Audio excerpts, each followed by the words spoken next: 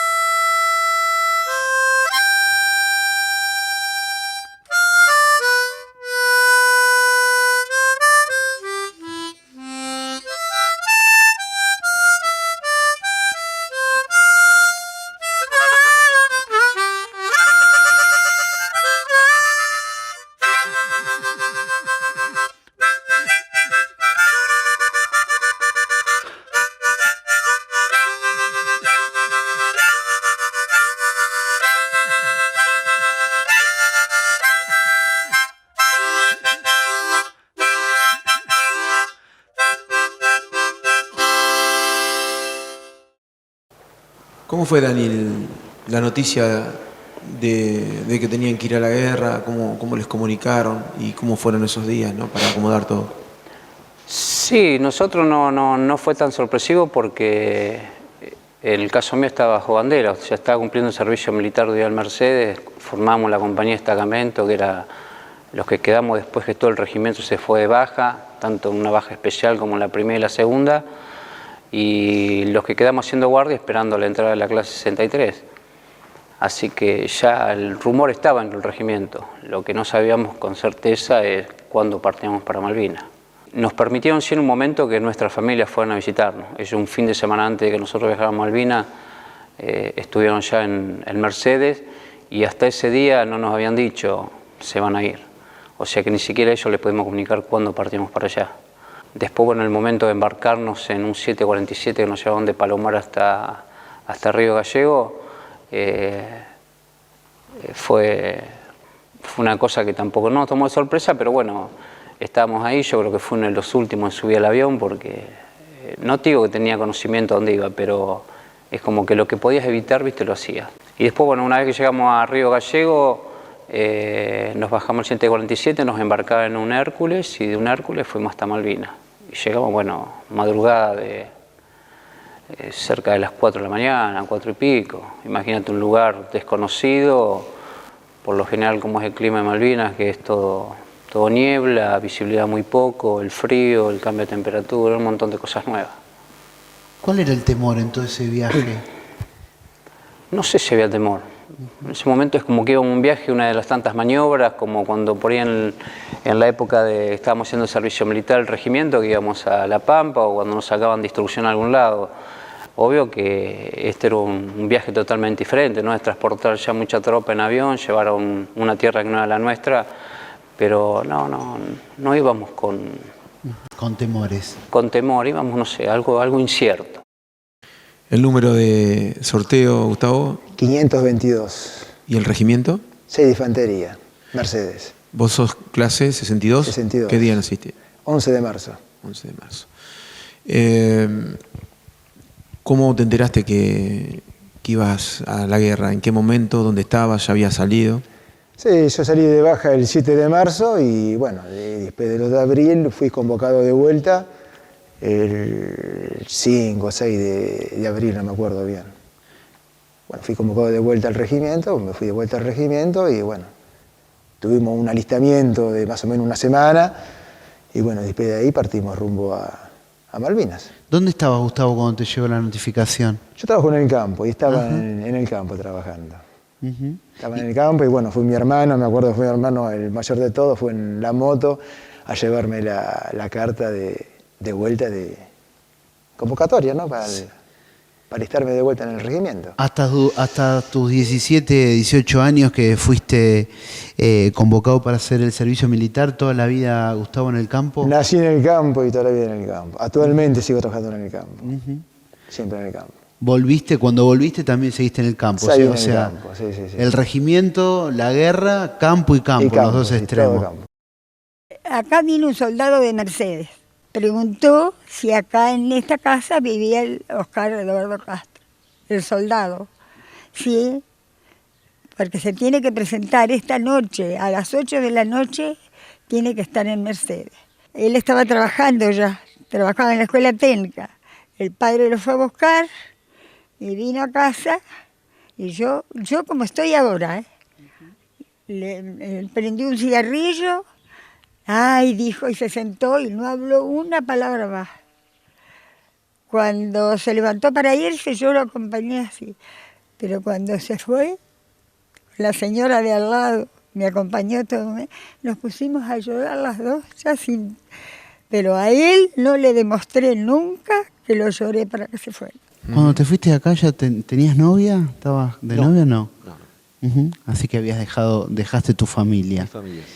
Y le escribías desde allá, le escribías a ellos, ¿no? Le escribí así, principalmente a mi madre y bueno, a un tío que tenía, una necesidad de que te escucharan, de contactarte con alguien, que te mandaran, aunque sea decir cualquier cosita, bueno, las cartas de...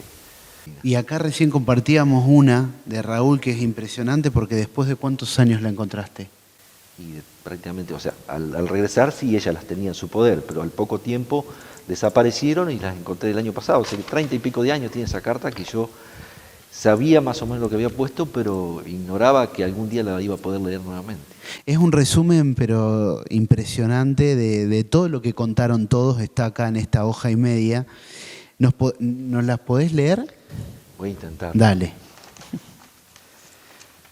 Con la fecha, todo. Que se va haciendo fuerte, ¿viste? Islas Malvinas, 17 de abril de 1982. Querida mamá, te escribo en este día a las 9 de la mañana con un frío de 0 grados, detrás del pueblo de Puerto Stanley. No te asombres, estoy en las Malvinas. Al reincorporarme, nos alistaron y no sabíamos si íbamos a salir, pero el martes 13 llegó nuestra partida del Regimiento 6. Viajamos en Unimog y Reos hasta Palomar, donde embarcamos en un Boeing 707 de Aerolíneas Argentinas con rumbo a Río Gallegos. Salimos del regimiento a las 10 a.m., embarcamos a las 3 p.m. y llegamos a las 8 p.m. a Río Gallegos. Nosotros pensamos que nos quedábamos en Río, pero a la media hora embarcamos en otro Boeing más chico con rumbo a Isla Soledad. Llegamos a las 10 de la noche y dormimos en el suelo tapados con una manta. El frío aquí es espantoso y cuando más frío hace es porque llueve. La isla se asemeja a San Luis por su suelo irregular y rocoso. Es hermoso, pero no en estas circunstancias. Recién el 16 de abril nos radicamos en la retaguardia del pueblo. Vivimos en carpas y fuimos provistos de raciones frías, carne enlatada, masitas, café y caramelos, que cuidamos y regulamos al máximo. Mi compañero de carpa es Hugo Bafa y es callado y reservado como yo. Nos entendemos muy bien. El compañerismo es lo que te hace sobrellevar este mal momento. Estamos casi todos los de la clase 62 y hasta los cocineros fueron equipados y mandados al frente. Mi espíritu está fuerte y mis ganas de vivir inquebrantables. Por lo tanto, no quiero que flaquees y te apenes por mí. Si me escribes, dirigite la carta así. Soldado clase 62, Díaz Raúl Alberto, Compañía de Infantería Salta, tercera sección, primer grupo, Regimiento de Infantería 6, General Viamonte, Isla Soledad, código 9409, Argentina. Mamá, encárgate de cobrar el cheque a fin de mes y pagar el resto a Antoniotti, que era la casa donde yo comía cuando salía del trabajo. El crédito a la tienda, me acuerdo de Valverde que yo le sacaba, y no se atrasen con la casa, que estaban pagando un plan municipal. Nos han dicho igual que si no pasa nada, igual tendremos para un mes aquí. Espero volver pronto y que termine esta pesadilla. Avisale a Alfredo, por Alfredo Sabaté, mi patrón, de que te escribí y comentale las noticias. Saludos a Silvia, mi hermana, Mario, mi padre, y a las tías viejas, y un beso grande para vos. Sin más, te saluda el malvinense Raúl Díaz.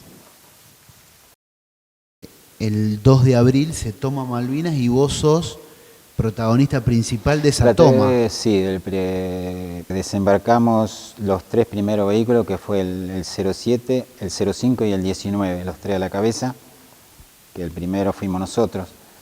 Por eso fue el que está baleado, porque ni bien avanzamos, hicimos unos 4 metros, unos 100, 200 metros, y había una tranquera y la tuvimos que derribar.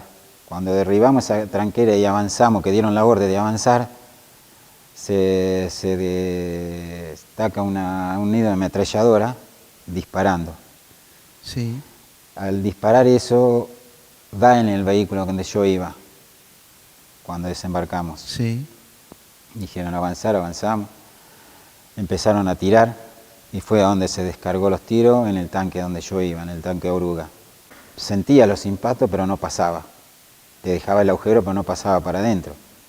Yo ahí éramos 20 adentro del tanque. Adentro del tanque vos vas encerrado. Sí. No ves nada para afuera. O sea que no sabían que estaba Vos no pasando. sabías cuánto. Lo único que sentimos, tac, tac, y dice, están disparando. Nosotros miramos adentro, disparando, estamos en guerra. Empezaron los gritos, estamos en guerra. Estamos en guerra y enteramos adentro. Y no es nada eso, que cuando empezaron a disparar y sentimos todo, yo lo primero pensé en mis viejos, en mis padres. Yo digo, bueno, no vuelvo más. ¿Estuviste dentro de los que izaron la bandera? Sí, estuve ahí. ¿Cómo fue ese momento? No entendías nada, tenía 18 años. Era todo mirar y mirar nomás, ¿viste? Cuando vos mirás algo y te quedás asombrado y decís, vos, ¿qué haces acá? Nos mirábamos entre nosotros. ¿Y tomaron prisionero a los ingleses? Y te reías porque uno no sabía dónde estaba. ¿Tomaron prisionero a los ingleses que estaban ahí? No tomamos prisionero a los ingleses, lo agarraron en la basílica, y en la basílica hay un piletón grande como esta sede. Ahí estaban todos refugiados, y ahí se agarraron a ellos. Después de ahí que agarramos a ellos, nosotros salimos a patrullar las calles. Ustedes al principio, Jorge, estaban los dos en la cocina, decían, ¿no? Sí, desde el principio, desde que entramos en el servicio militar, siempre estuvimos juntos. Tenían un orden dentro del regimiento de que iban recibiendo cierta mercadería cuando estaban acá en Mercedes y le iban ordenando de lo que era el trabajo diario. Allá, ¿qué era lo que pasó? Porque muchos de los muchachos cuentan de que empezaron a comer bien al principio, normal, pero después empezó a faltar comida. ¿A ustedes cómo vivían ese momento? Primero tenían todo, después les empezó a faltar, tenían que hacer un poco de magia para que distribuir, ¿cómo era? Sí, al principio más o menos nos daban los víveres para cocinar bien, lo hacíamos una polenta o hacíamos un guiso bien con todo lo que tenía que llevar un guiso y todo. Pero después que como que lo iban mezquinando mercadería, como que no se conseguía la mercadería, ya pan no llegaba, y ya después fue apocándose a medida cuando se empezó el bombardeo aéreo de los ingleses y todo eso, ya no había la mercadería que necesitábamos para cocinar, no nos llegaba. Y lo íbamos arreglando con lo poco que teníamos, íbamos cocinando, porque nosotros lo levantábamos a las 6:30 de la mañana y ya teníamos que empezar a hacer fuego para hacer mate cocido. Salían los chicos a repartir el mate cocido a la primera línea, cuando venían ya lavábamos las ollas, jugábamos las ollas y empezábamos a cocinar para el almuerzo, terminábamos el almuerzo y cuando venían, eso a las 3 o las 4 de la tarde de vuelta, ya teníamos que empezar a cocinar para la noche y así, o para la tardecita. O sea, era continuamente, terminábamos a las 12 de la noche de lavar todo y teníamos la imaginaria. O sea, el ritmo de vida de nosotros era continuamente movido y no te dabas cuenta de lo que estaba pasando en el momento, pero nosotros ni comíamos a veces por hacer la comida o para que los otros chicos llegue bien la comida.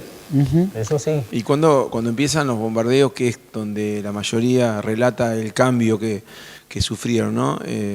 ¿Ustedes cómo lo viven ahí? ¿También empieza a faltar de golpe la comida? ¿Empiezan a manifestarle que tienen problemas? ¿Cómo es? Sí. Comida había, no había tanta, pero había, estaban en los galpones. Estaban aprovechando, Claro, o sea, estaban no lo entregaban aprovechando, a nosotros, pero la comida estaba. Claro. ¿No la iban a buscar ustedes? Es decir, ¿ustedes esperaban? Lo entregaban los jefes. Sí. Y para mí, lo que nosotros hablábamos con él, que la iban mezquinando por si era más larga la guerra, ¿no? ¿Dónde estaba la cocina? ¿Que habían tomado una casa, un galpón? No. Nosotros estábamos cerca de un galpón las cocinas eran de campaña, rodantes, de esas como se han visto ustedes acá. Leña no teníamos, entonces calentábamos tarro de gasoil y cuando el gasoil prendía lo metíamos bajo la leña. Nosotros éramos negros, como una pomada, teníamos encima grasito y todo por el mismo gasoil. La turba, ¿te acordás? Y prendíamos fuego turba de ahí, de esa zona que también ardía, es como la tierra, como la raíz y todo eso ardía. Y nosotros primero la guerra fue como cuando recién bajamos, como él decía, del avión era como un campamento, como una preparación. Después, cuando empezaron los bombardeos y todo eso, ahí nos dimos cuenta que estábamos realmente en guerra. Pero primeramente ni sabemos lo que era una antiaérea, lo que era una bala trazante, lo que era una bomba. Después del primer bombardeo, que fue el 1 de mayo, que de ellos aéreo, ahí empezamos a tomar miedo, más miedo, porque empezamos a ver lo que hacía una bomba, los daños que hacía. Que fue ahí cuando bombardearon en el galpón que habíamos estado durmiendo nosotros, que hubo, no sé, como 60 soldados muertos, que eso nunca se decía, pero... No, por comer no hacíamos cualquier cosa, eso sí.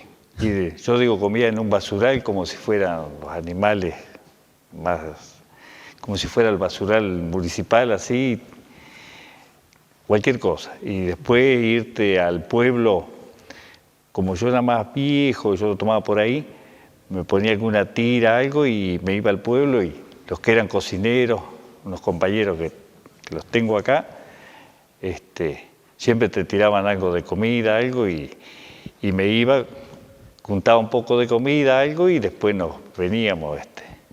Sí, cuchillos sí, a veces vos veías que querías matar una vaca tipo de esas milcas que había ahí, con cuchillitos que eran... no, casi nadie teníamos, no siendo cuando vinieron los correntinos, cuchillos grandes o... Yo ni siquiera ese redondo tenía, ni bayoneta, algunos tenían, bueno, alguna bayoneta, pero algunos no. ¿Los correntinos eran una fuerza, es decir, un pelotón especial o...? No, eran regimientos.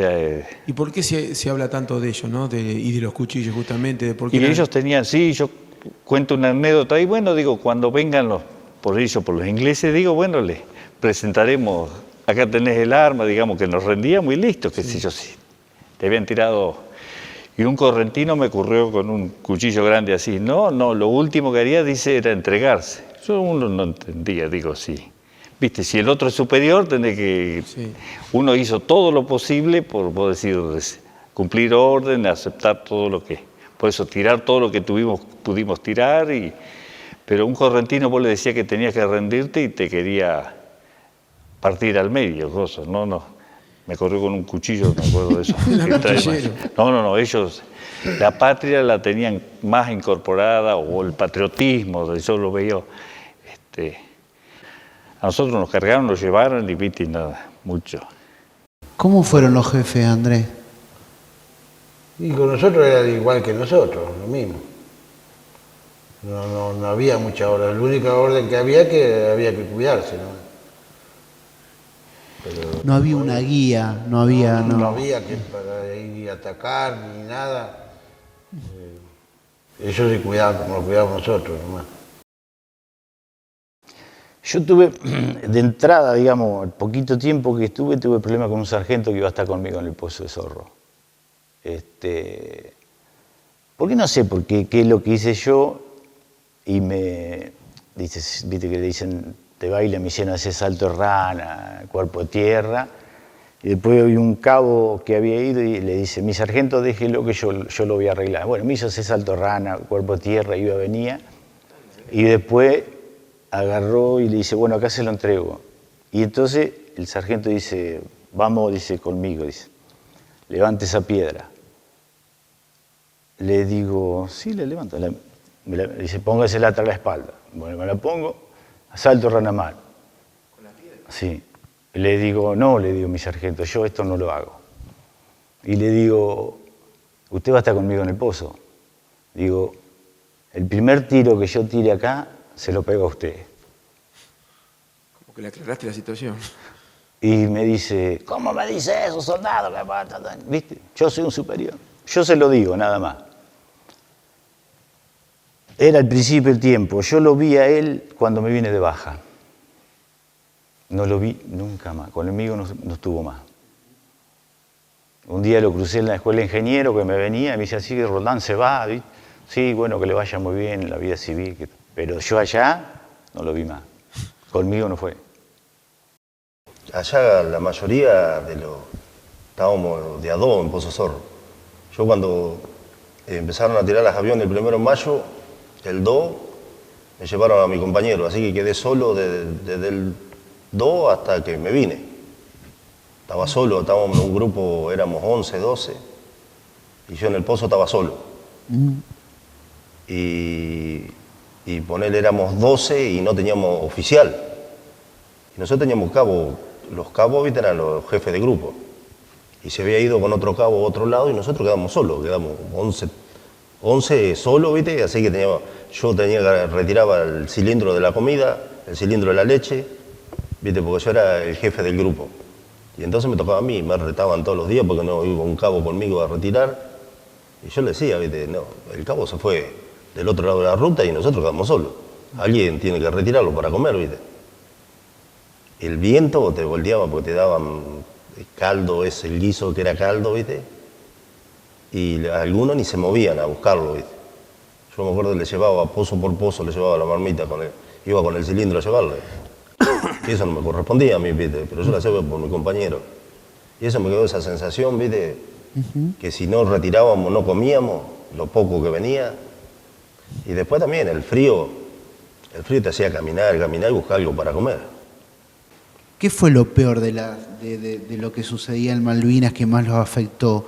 El frío y creo que el gran hambre que teníamos, por eso teníamos tanto frío, pues estando bien comido, ya cambia el cuerpo. Creo que no sé si una vez vimos el sol, y un ratito nomás fue, porque después era llovina, mucho viento. Y las veces que no había llovina era mucho frío, viento, que no podías ni caminar. Era impresionante el frío que hacía.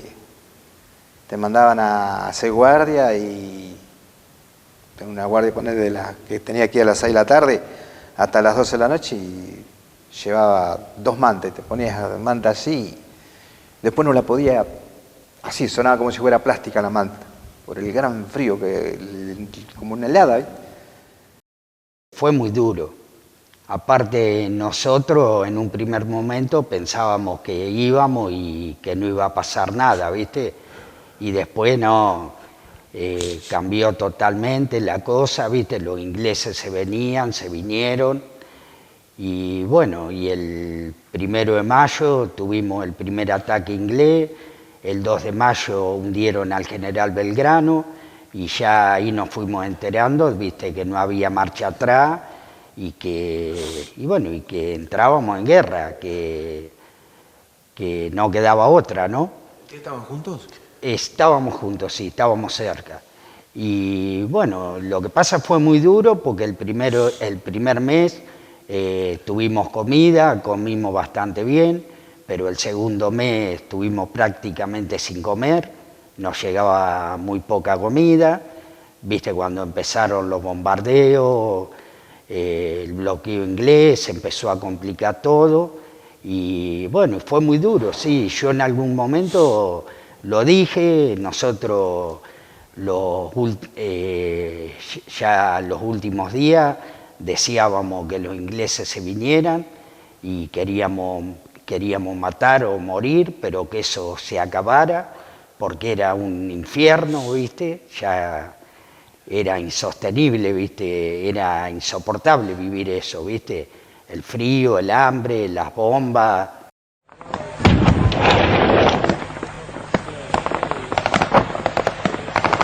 Por la hora de los ingenieros.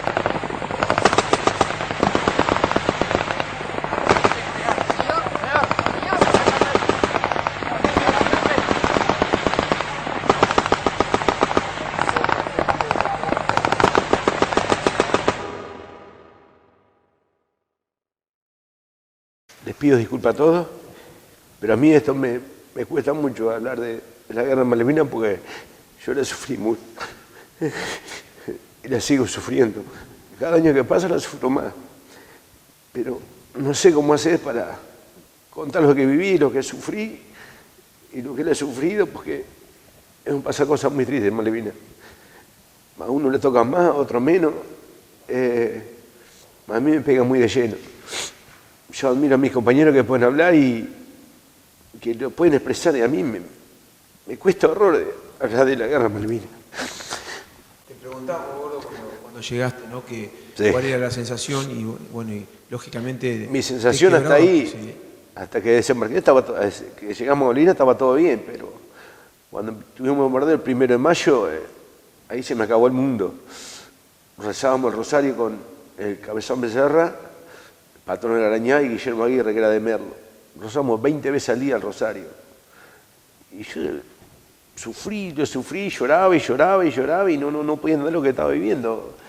Y no podía entender que estábamos en una guerra, unos pibes de 18 años, que estaban pasando por una situación así que nunca me imaginé, y nunca me imaginé que iba a estar en Malvinas, como te dije al principio, que no lo tomé algo light, pero después lo vi muy en carne propia, lo sufrí mucho, pasé mucho hambre, pasé mucho frío.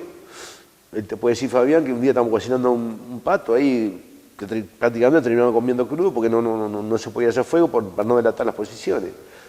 Y después los bombardeos de la noche, yo sigo hoy, hace 30 y pico de años, y llega cada aniversario y lo vivo todos los años vivo, repito la historia de Malvinas. No fue fácil, aparte por el hecho de que, como los que estuvieron en Puerto Argentino vivieron la situación de que por ahí de los barcos tiraban y bombardeaban lo que era el aeropuerto, y en alguna oportunidad por ahí cerca de las posiciones pegaban, lo nuestro también. Al principio era todo con artillería pesada, nosotros no veíamos al enemigo, pasaban por ahí de día con los aviones, observaban las posiciones, y después lo que hacían era durante la noche, cuando hubo prácticamente... podía llegar a descansar un poco, se podría decir, era cuando más movido era. ¿Qué pasaba por la cabeza tuya en ese momento, siendo un pibe, el momento que estabas viviendo? Lo que pasa es que era un momento que uno pensaba que nunca iba a pasar. No te imaginaba que iba a llegar a eso. Uno, porque partiendo de la base que nunca nos mentalizamos en estar en una guerra, sino que las cosas las ibas viviendo día a día, porque no sabía con qué te podías encontrar. Y aparte porque uno tampoco no estaba preparado, no es una opción que nos dieron, sino que nos obligaron a ir. No es que nos preguntaron si queríamos ir. Yo creo que si a más de uno nos hubieran preguntado, por ahí no nos hubiéramos quedado acá en el continente. Así que no fue fácil. No fue fácil porque uno, más que usaba un aire comprimido acá cuando era chico, que salías a cazar con tus amigos, la onda, o en el regimiento, ir al tiro federal a practicar, pero con un blanco, tener que matar a alguien, no. ¿Cómo fue? ¿Dónde estaba? Estaba en la costa. Le digo al otro, vámonos para el pueblo. Y nos vinimos, los íbamos al rancho y comíamos, ¿viste? Y se hizo tarde. No podíamos comer y el camión no salía. Y allá de noche, de acá en esta no se veía. Y le digo al otro, los quedamos. Nos metimos en una casa que había al lado de la enfermería y al lado estaba el radar. Y bueno, se armó el bombardeo y nosotros entre la casa. Después ya vimos que la cosa había puesto fea, veíamos el fogonazo ahí arriba en las ventanas, ¿viste? Vamos a tomar posiciones. Y cuando vamos a abrir la puerta, embocó justo el proyectil de cañón que explotó en el aire, ¿viste? Y a mí me agarra la onda expansiva, me pegó un guachazo, pero tremendo. Los mandó al fondo del galpón, ¿viste? Y yo pensaba que era el proyectil que me había pegado. Y no era la onda expansiva, pero me pegó un guachazo tremendo, me dejó un mes en silla de ruedas. ¿Cuánto tiempo? Como un mes estuve en silla de ruedas. Y me metí en unos pozos que estaban ellos. Y bueno, y ahí ellos me socorrieron un poco, me envolvieron en un apósito que tenía, porque me sangraba muchísimo. Cuando ellos me iban llevando, empezaron a tirar de vuelta. Y bueno, había que tomar posiciones. Y ellos fueron a tomar las posiciones de ella y yo me tuve que meter abajo de un batán. Y ahí aguanté el tiroteo, un bombardeo impresionante había. Yo estaba tirado ahí abajo y veía las balas pasar, viste, de las máquinas antiaéreas que tiraban. ¿Te arrastrabas, Pato, si no podías caer? No, me arrastraba. Pero en el momento que estaba caliente podía moverme. Aparte, viste, cuando te van a matar te movés igual. Sí. Quédate bien tranquilo que te movés igual. Pedro, que fuiste a buscar los cuerpos de dos compañeros que, ¿no? Sí. Y uno no toma dimensión, o uno que tiene por ahí hijos, que los ve chicos a esa edad, ¿no?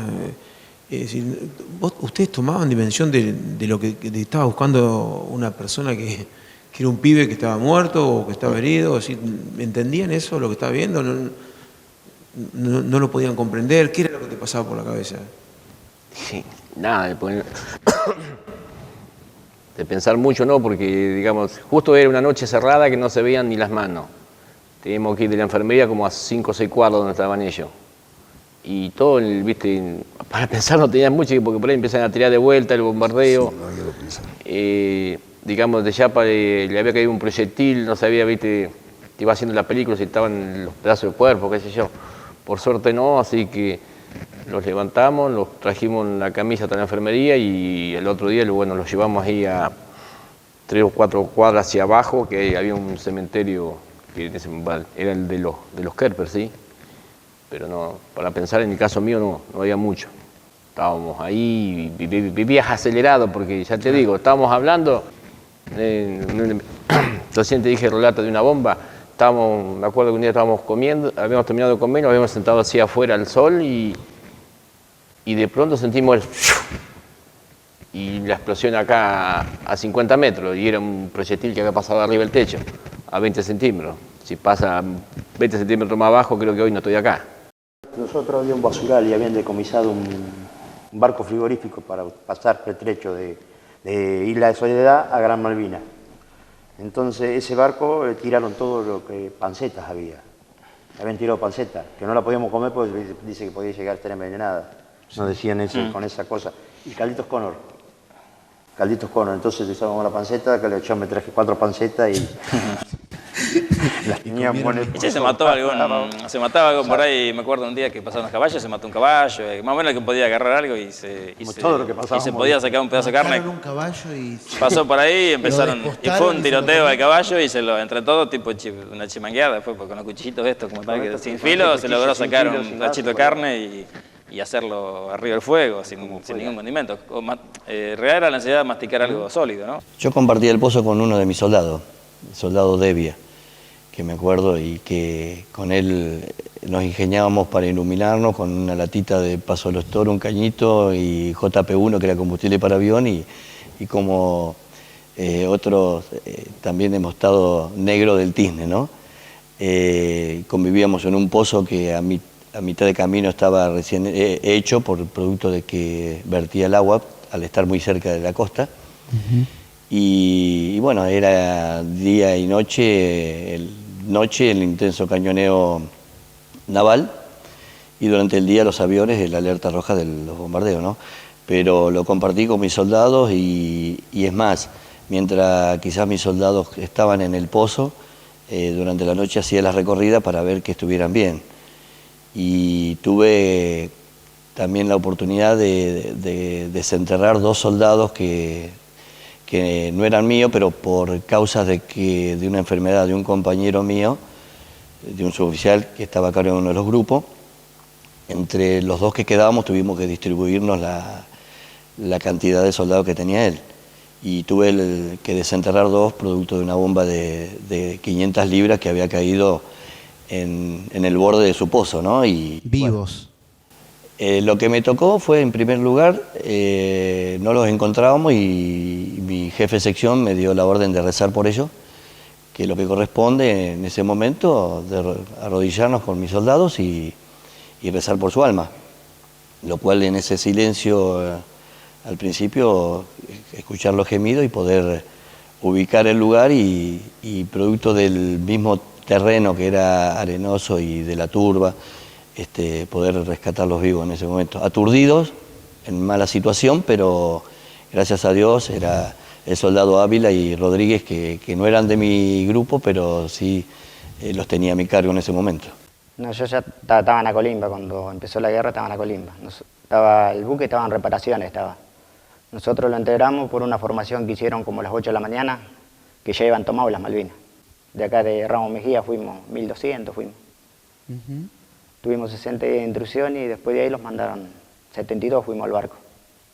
Carlos, antes del bombardeo, ¿eras consciente de que estabas en guerra? O Sí, decían, pero que nosotros le iba a pasar algo fuera de las 200 millas. Era el Belgrano, digo, yo me enteré hace poco, pero venía de la Segunda Guerra Mundial. Segunda Guerra Mundial que venía, era sí. un barco que tenía unos cuantos años. Claro. Yo tenía la guardia de 12 de la noche a 4 de la mañana tenía. ¿Qué era la guardia? ¿Qué hacías en el barco? Estábamos de guardia en los cañones, guardia 31, 32 y 33 decía. ¿A dónde están en ese momento? Yo estaba en los cañones 6 pulgadas, todo un acorazado, ahí adentro estaba, que nosotros no veíamos nada, el único que veía el que apuntaba nomás.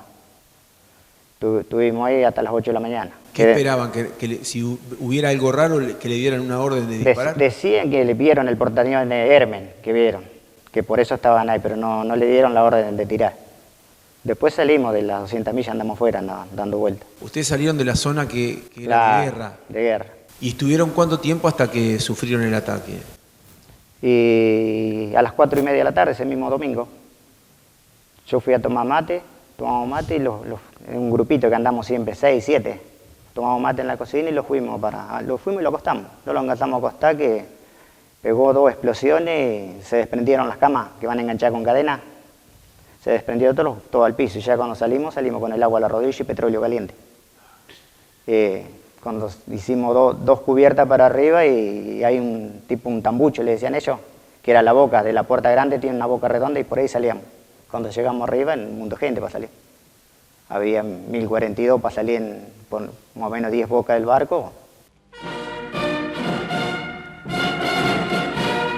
El gobierno de la República Argentina, ampliando lo informado por el Estado Mayor Conjunto, en su comunicado número 15, hace saber que a las 17 horas del día 2 de mayo, el crucero Ara General Belgrano fue atacado y hundido por un submarino británico en abierta violación de la Carta de las Naciones Unidas. La dotación del buque es de 1042 hombres. Se están llevando a cabo operaciones de rescate de sobrevivientes. Yo me acostaba con el salvavidas, estaba en el cinto. Cuando iba con el salvavidas. Salí para arriba, cuando salgo hacia la parte de adelante, lo primero que encuentro, uno todo quemado, un cabo principal, en calzoncillo. Todo el cuerpo, todo quemado, la cara, parecía cuando se seca el barro, todo de a cuadrito. Los labios todos así para arriba, como si uno abre un riñón, todo quemado. Pero no sé cómo llegó ahí el tipo ese. Y ya cuando yo salí ya había cualquier cantidad de gente en las balsas que se estaban tirando ya. Salí de ahí y me tiré arriba de una balsa, había como unos cuantos tirados arriba del techo. ¿Se veía? Sí, estaba nublado, estaba mucho viento y muchísimo frío. ¿Qué hora era? Las 4 de la tarde. Y había muchísimo viento y olas grandes y frío, temperatura bajo cero. Los tiramos arriba de la balsa todos mojados ya. Y queríamos salir remando con 2 remos chiquitos y las manos. Cuando hacíamos 4 o 5 metros los traía de vuelta el barco, los que se iba hundiendo. Hacía tipo remolino y los apretaba de vuelta contra el casco del barco y los sacaba así de vuelta. 4 o 5 metros y los traía de vuelta para atrás. Teníamos todos 10 minutos para salir. Hasta que salimos más o menos unos 80 metros y cuando se dio vuelta. Lo vimos clarito cuando se hundió. ¿Lo viste hundirse? Sí, se dio vuelta campana, se dio. ¿Y se llevó algunos? Y algunas cerca había, todavía sí, llevó algunas, porque algunas balsas cerca que nos alcanzaron a salir. ¿Y de tus compañeros, esos 7 que andaban juntos y tomaban el mate, se quedamos salvaron? 4 nomás. De eso quedamos 4. Y de ahí los metimos dentro de la balsa, se lo iba pinchado un compartimiento, iba a quedar chica ya. Y con la cabeza teníamos el techo, cuando los tiramos arriba para poder salir, le rompimos el techo. Con la cabeza teníamos el techo, y ahí a rezar. Una de rezar, Padre Nuestro. El lunes a la madrugada, no sé qué hora sería, pero se sentía que gritaba cerquita de la balsa a nosotros que pedía auxilio. Socorro, auxilio, dice, tengo frío, gritaba. Que después gente que encontraron muerta, 1 o 2 en balsa. ¿Pero usted cuánto tiempo estuvieron en esa balsa? Yo 43 horas tuve, hasta el martes a las 11 de la mañana.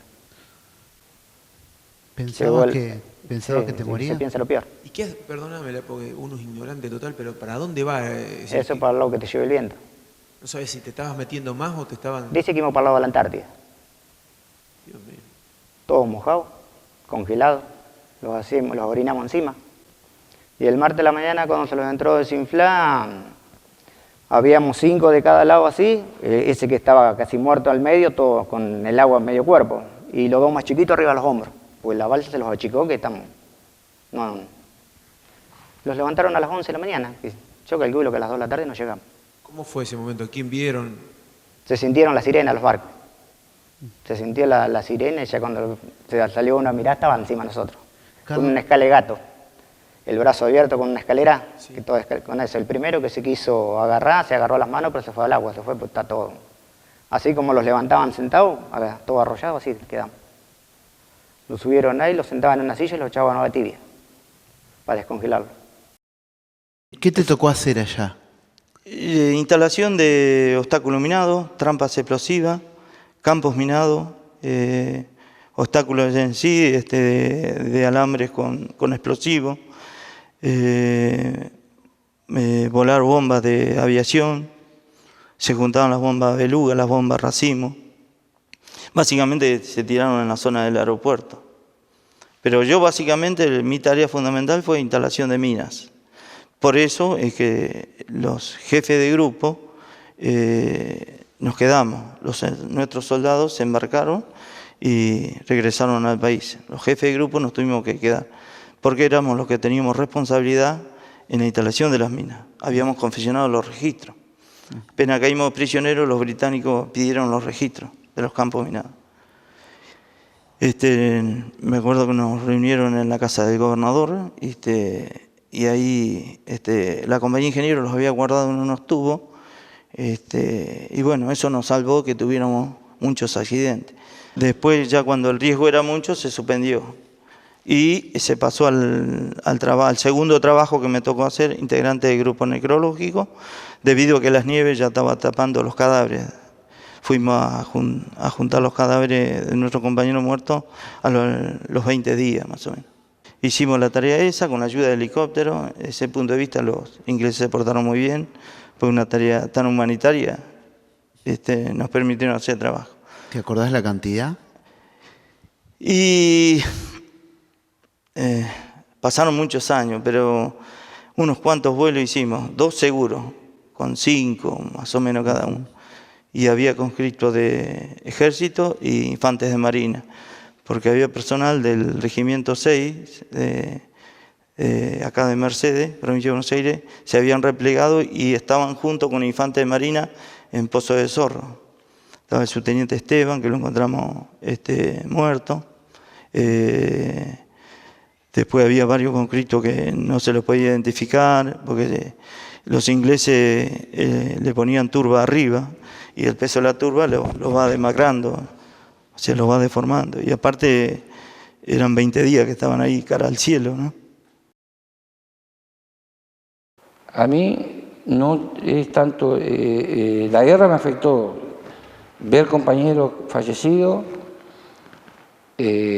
una de las cosas que me afectó muchísimo fue cuando nos rendimos y nos metieron en un túnel y dieron las bajas, en las bajas de los soldados, y nombran a Daniel Torres.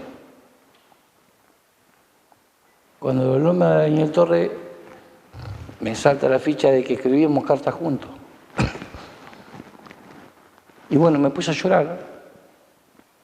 Que no podía ser, qué le iba a decir a la madre. Tuve todo el tiempo así. En la cabeza eso, Daniel, ¿por qué? No. Y lo había pasado por muerto en la lista de muertos, de cosas. Llegamos al final, nos llevaban de vuelta cuando entregamos las armas, nos llevan para un galpón, que había comida, había de todo. Y yo decía, ¿qué le digo a la madre? Que yo vuelvo y él no. Y siempre, ese fue el dolor mío más grande que tuve, que era un compañero que escribía carta conmigo y que éramos amigos en Lamarro. ¿Y qué le decía a la madre yo? Bueno, la pérdida que más sufrí por el hecho de que compartíamos no solamente acá en Mercedes cuando hicimos el servicio militar, sino que formamos juntos la compañía de destacamento también. Y después, bueno, fuimos a Malvinas y estábamos incluso en el mismo grupo, el tercer grupo, la tercera sección. Y era Mingo, que era un compañero mío, Mingo Rodríguez de Roque Pérez, y aparte un tipo, esos tipos que son los que le ponían onda al grupo, que era todo felicidad, que a veces te hacía un poco salir de la situación en la que estabas viviendo. Tuvimos la desgracia que esa noche replegamos, y bueno, entonces uno de los jefes del grupo nuestro decidieron tirarle un par de granadas a la ración, diciendo, bueno, si no la llevamos nosotros, que no la lleven ellos. Entonces muchas de esas cosas quedaron, algunas quedaron sanas. Bueno, nosotros replegamos, retrocedimos casi 6-7 kilómetros, hicimos posición nueva, y era tanta el hambre. Vos fijate hasta qué punto la desesperación, que vos decís a veces una situación límite que vos podés llegar a perder la vida, pero el hecho de estar privado de la comida, de un montón de cosas. Hubo un grupo que por ahí sin pensarlo se organizaron como en una patrulla, llevaron 5 o 6 bolsas cama y retrocedieron los 7 kilómetros, fueron a las posiciones donde estábamos y fueron a juntar comida, que pues es una locura, porque corres el riesgo que estás volviendo de noche, puedes agarrar tranquilamente un campo minado, perder la vida, pero la inconsciencia a veces de la situación en la que estábamos viviendo, que era de hambre, frío, un montón de cosas, volver a buscar comida era una cosa insólita. Bueno, la mayoría del grupo le hicimos el aguante, porque cuando hicimos posiciones nuevas, la idea era que pasaban lista para ver si faltaban algunos, para ver con la vez las bajas, y nosotros sabiendo los compañeros que habían vuelto, entonces cada vez que los nombraban, decíamos presente como para que supieran que estaban. Y en esta noche cruel, que fue la del 13, Mingo, entre una de las tantas inconsciencias que tuvo por ahí, pobre, como fue en su momento ir a buscar la comida también, en pleno tiroteo con los ingleses, por no descuidar la bolsa cama, salió de cubierto atrás de una piedra que estaba y una ráfaga lo agarró en medio y lo mató. ¿Y vos a cuánto estabas de él?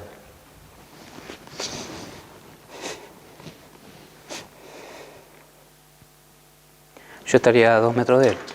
Muy serio.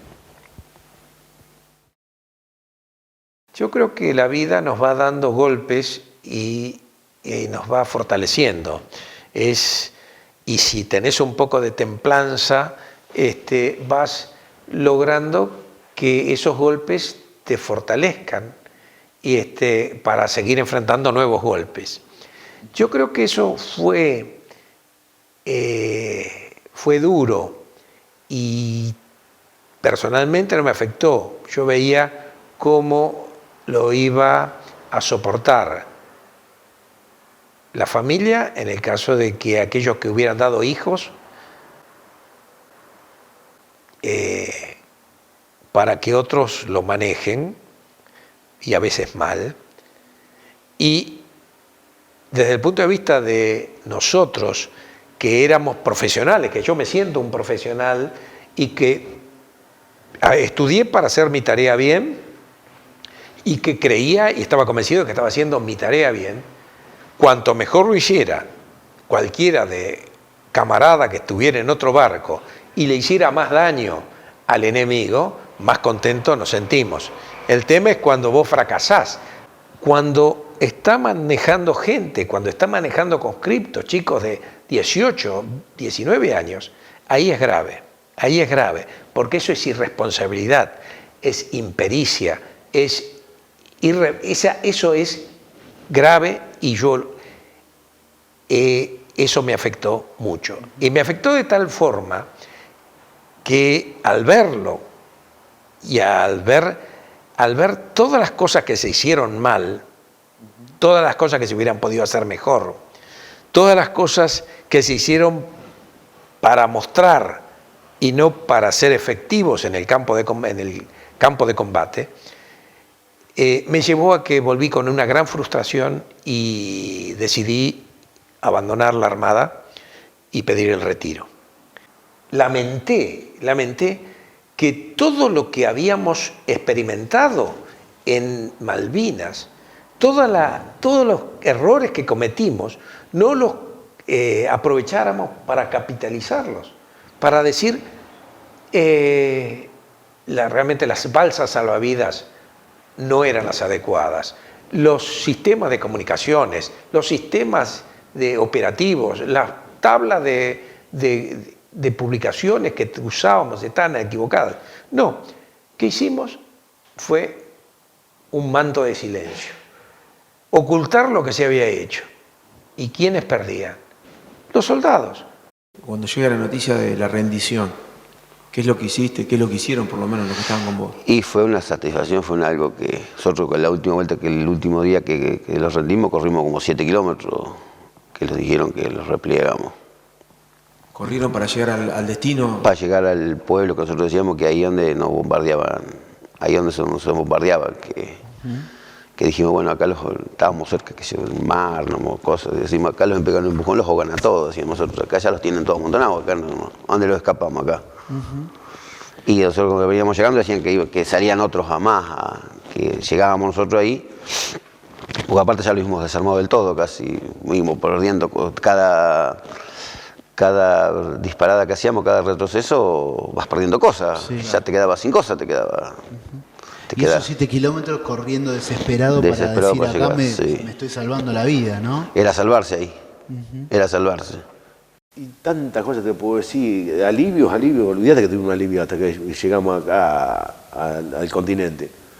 Vinimos en barco, de ahí vinimos a Campo de Mayo, tuvimos una semana en Campo de Mayo y ahí me parece que fue la parte más triste que viví yo, porque toda la gente te venía a preguntar, los familiares, che, está el soldado fulano, el soldado fulano, y vos sabías que había muerto.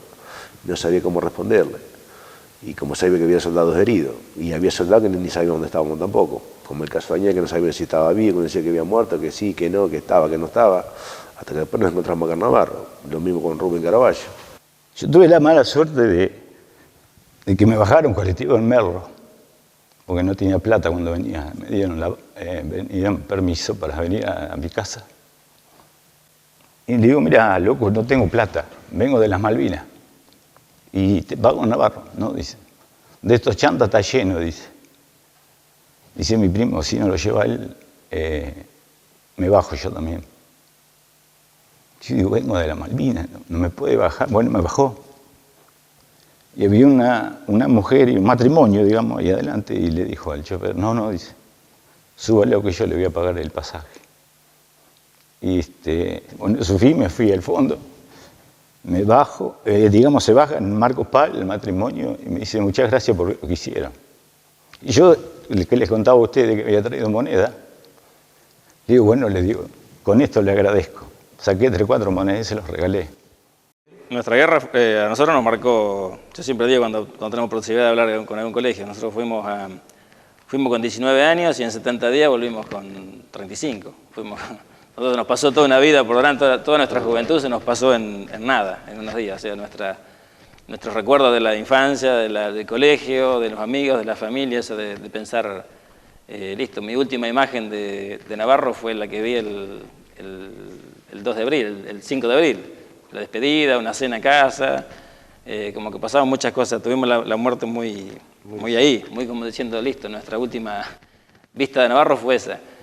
O sea, creo que lo más importante fue, de ahí en adelante, valorar mucho más las cosas que por ahí la juventud, nosotros tampoco hasta ahí no valorábamos, muchas cosas que en ese momento las bolillas, de familia, de un calzado, o sea, que te das cuenta que no sirve nada. Y también por ahí nos sirvió para marcar diferencias hoy con cosas que te pasan. Yo noto, al menos en mí, creo que en varios también, que como que hay cosas que mucho dan importancia y no dice, esto no es nada, tiene solución.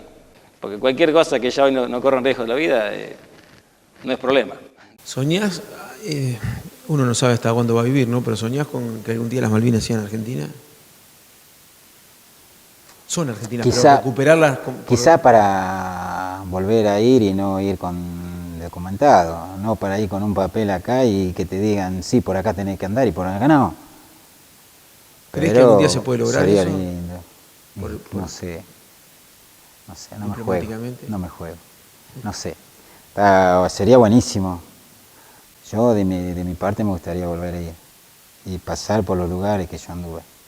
Quizás ahora no podés, porque te dicen pasar por acá, anda por acá y anda por allá, por ahí no, por acá sí. Pero me encantaría volver. ¿Y a quién le va a gustar volver? A nadie. calculo yo, no sé, por ahí alguno quiere volver. No sé. ¿Pero de visita No, al lugar tampoco? ¿No querés ni ver la isla? no. Sí, volvería, pero sí pasaporte. No vamos a pasar. No, tener nunca, ¿no? Pero como Argentina y sí pasaporte. ¿Te gustaría que puedas ir libremente? Libremente, como si dijera, me voy a... No que va a otro país. Claro. Si no, no. Y los soldados muchas veces tienen ganas de volver, otros no. No quieren ni pensarlo siquiera.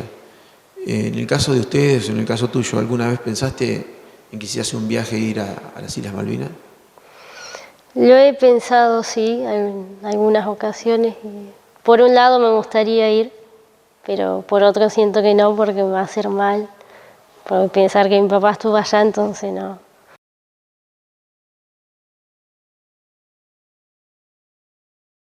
¿Qué sentís el 2 de abril? Emoción, mucha emoción, porque uno homenajea a nuestros compañeros que murieron, compañeros que me tocó compartir durante lo que fue la carrera militar durante 2 años y más también,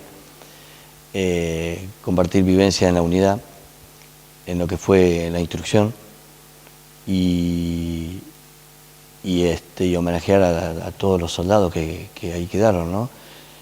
Que hoy por hoy, llámese capricho, llámese último manotazo de ahogado de lo que fue el gobierno militar, o llámese que se terminaban los 100 años de reclamo, creo y considero que el daño irreparable que se hizo a los familiares de los caídos fue muy grande. Fue muy grande y bueno, para mí es muy importante el participar en cada 2 de abril para homenajear a ellos y a su familia, ¿no? ¿Qué vamos a hacer cuando ellos no estén si no estamos nosotros? Se van a terminar los actos, se van a terminar las organizaciones, no vamos a estar más juntos. Creo que lo mejor que podemos hacer es juntarnos, organizar y seguir manteniendo vivo el recuerdo. El recuerdo de Malvinas, el recuerdo de luchar por la patria, porque no es ir a luchar por otra cosa, fue por la patria que hoy en día tenemos.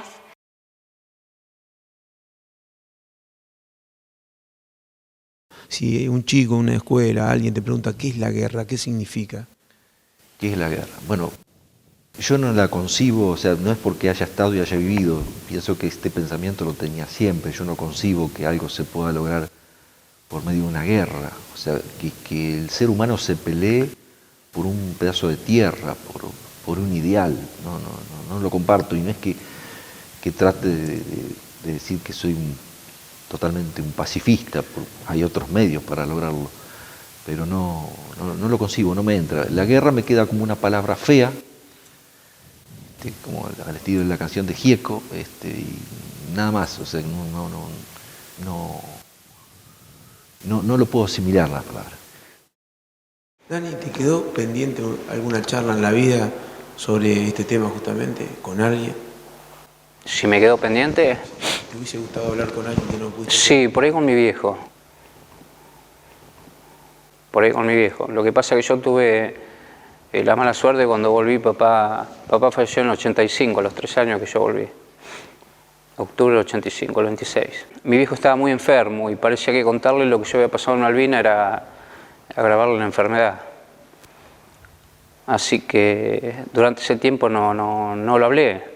Tuve la suerte después cuando di el examen para el banco, una psicóloga estuvo conmigo por la condición de veterano, estuvimos hablando cerca de 3 horas y pico y por ahí me pude sacar un poco parte de esa mochila y después empecé a hablarlo, pero me hubiera gustado una charla que haberla tenido con mi viejo, que bueno, por esas cosas de la vida no puedo hablar ni eso ni nada más, pero... ¿Dani fue un Daniel Torres y volvió otro? Yo creo que sí. Es como que se nos vinieron, no sé, 30 años de golpe.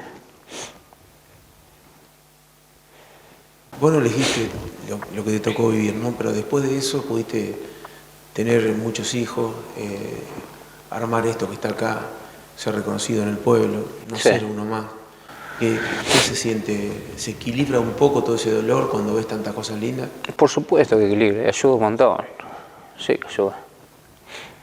El hecho de, por empezar a vernos agrupados nosotros como centro y esos primeros años que tuvimos tan distanciados todos, pero por una cuestión de creo que a todos nos pasaba lo mismo, que no queremos hablar de lo que habíamos vivido, empezar a fortalecernos como grupo, poder empezar a sacar por ahí toda esta basura que tenemos y contarla, y después, bueno, empezar a conseguir los logros, o sea, poder tener un lugar donde se conmemore cada 2 de abril, como es el predio, un monumento incluso hecho por veteranos, trabajamos, vos fíjate, 2 personas que hoy no están con nosotros, que son el Gordo Fersola y Núñez. Después, bueno, poder construir esta sede, un lugar que, como lo han dicho la mayoría, que es un lugar especial para nosotros, donde no solo lo juntamos nosotros, sino que toda la familia nuestra también, y donde viene mucha gente y comparte con nosotros un espacio como es tan importante para nosotros. Poder dar charlas acá y hablar de las cosas que hemos vivido, que es bueno, por más que la gente a veces piense que por ahí preguntando hace mal, todo lo contrario, yo creo que es bueno. Es bueno, una para nosotros para contarlo y otro es bueno para que se sepan las cosas que pasaron allá. Así que, hay que ver el lado positivo.